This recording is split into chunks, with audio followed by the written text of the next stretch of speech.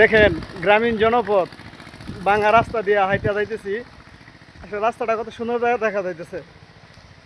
তার থেকে আরো বড় ব্যাপার হলো সামনের পরিবেশটা এতই সুন্দর, আপনার মনোমুগ্ধ করে তুলবি। আপনি দেখেন সামনের রাস্তাটা এখন কত সুন্দর দেখে।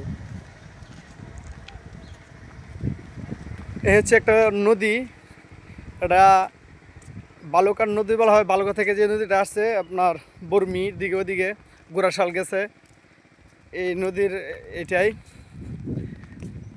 আর এই হচ্ছে রাস্তাটা দেখেন, যদিও বর্তমানে সরকার নাই দেখে উন্নয়নমূলক কাজ হয় নাই। রোডের অবস্থাটা কি, দোলাবালু হইয়া ইটের রাস্তা ভাঙে গেলে যা হয়। সামনে অবশ্য আবার রোড আছে, ফ্রেশ রোড। যখন এদিকে পানি আসে তখন পরিবেশ এত সুন্দর হয়ে যায়। এই যে দেখেন কৃষি ক্ষেতগুলা, এগুলা পানিতে টল টল করে, এত পরিমাণ পানি হয় তখন অনেক দূর থেকে ঘুরতে চলে আসি পানি দেখার জন্য। কারণ হচ্ছে পানিতে তখন পুরোপুরি সব জায়গা ভরে যায়, অনেক সুন্দর লাগে পানির পরিবেশটা। এই বিলে আসার পর তখন এই নদীতে একটু ব্রিজের মধ্যে ঘুরতে হয়। দেখায় নদীটার বর্তমান অবস্থাটা কি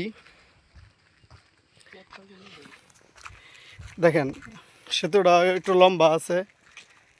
এই হচ্ছে সেই নদী, এদিক দিয়ে ডাইরেক্ট বালুকা চলে গেছে, কচুরিপানা দিয়ে ভরে গেছে একদম জায়গাটা।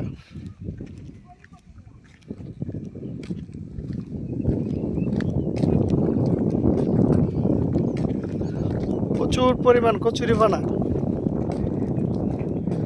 অনেক ভালো লাগে এরকম পরিবেশে হাঁটতে। দেখেন ওই সাইড দিয়ে কত সুন্দর দেখা যায়। এই জন্য প্রায় গ্রামে ছুটে আসি, গ্রামের সৌন্দর্য বলে কথা।